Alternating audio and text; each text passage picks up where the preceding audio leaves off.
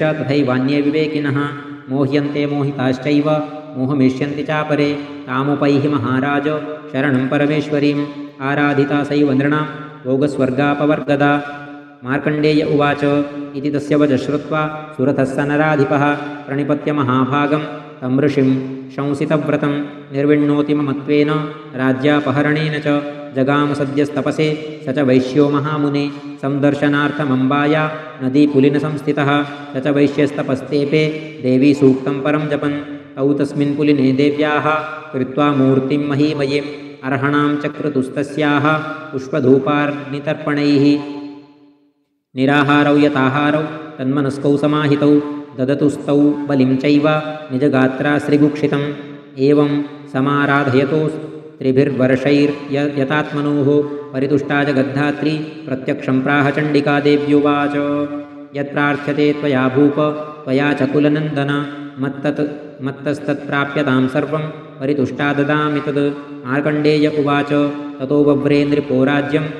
अविभ्रंशन्यजन्मनि अत्रैव च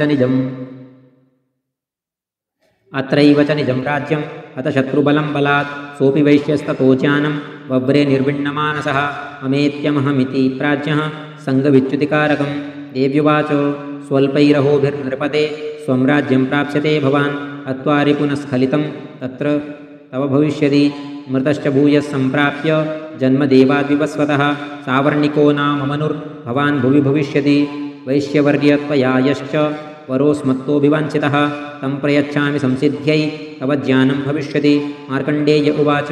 इति दत्त्वा तयोर्देवी यथाभिलषितं वरं बभूवान्तर्हिता सद्यो भक्त्या ताभ्यामभिष्टुता एवं देव्या वरं लब्ध्वा सुरथः क्षत्रियर्षभः सूर्याज्जन्मसमासाद्य सावर्निर्भविता मनुः एवं देव्या वरं लब्ध्वा सुरथः क्षत्रियर्षभः सूर्याज्जन्मसमासाद्य सावर्निर्भविता मनुः। क्लीं ॐ श्रीमार्कण्डेयपुराणे सावर्णिके मन्वन्तरे देवीमाहात्म्ये सुरथवैश्ययोर्वरप्रदानं नाम त्रयोदशोऽध्यायः।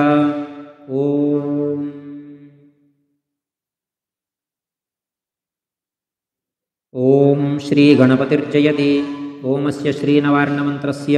ब्रह्मविष्णुरुद्रार्षयः गायत्र्युष्णिगनुष्टुभश्छन्दांसि श्रीमहाकाली महालक्ष्मी महासरस्वत्यो देवताः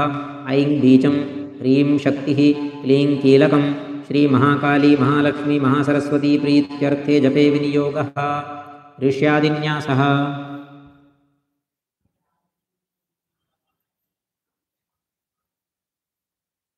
ब्रह्मविष्णुरुद्रऋषिभ्यो नमः शिरसि गायत्र्युष्णिगनुष्टुप्छन्दोभ्यो नमः मुखे महाकाली महालक्ष्मी महासरस्वती देवताभ्यो नमः हृदि ऐं बीजाय नमः गुह्ये ह्रीं शक्तये नमः पादयोः क्लीं कीलकाय नमः नाभौ ॐ ऐं ह्रीं क्लीं चामुण्डायै विच्चे ॐ करन्यासः ॐ ऐं अङ्गुष्ठाभ्यां नमः ॐ ह्रीं तर्जनीभ्यां नमः ॐ क्लीं मध्यमाभ्यां नमः ॐ चामुण्डायै अनामिकाभ्यां नमः ॐ विच्चेकनिष्ठिकाभ्यां नमः ॐ ऐं ह्रीं क्लीं चामुण्डायै विच्चे करतलकरपृष्ठाभ्यां नमः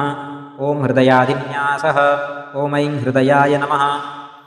ॐ ह्रीं शिरसे स्वाहा ॐ क्लीं शिखायै वषट् ॐ चामुण्डायै कवचाय हुं ॐ विच्चे नेत्रत्रयाय वौषट्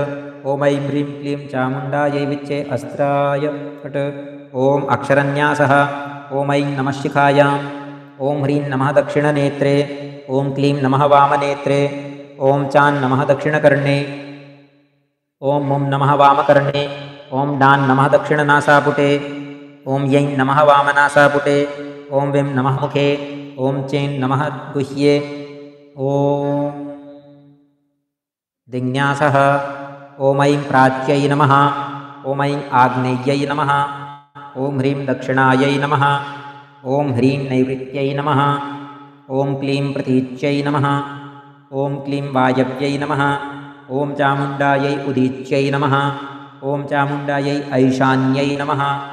ॐ ऐं ह्रीं क्लीं चामुण्डायै विच्चे ऊर्ध्वायै नमः ॐ ऐं ह्रीं क्लीं चामुण्डायै विच्चे भूम्यै नमः। ध्यानम् ॐ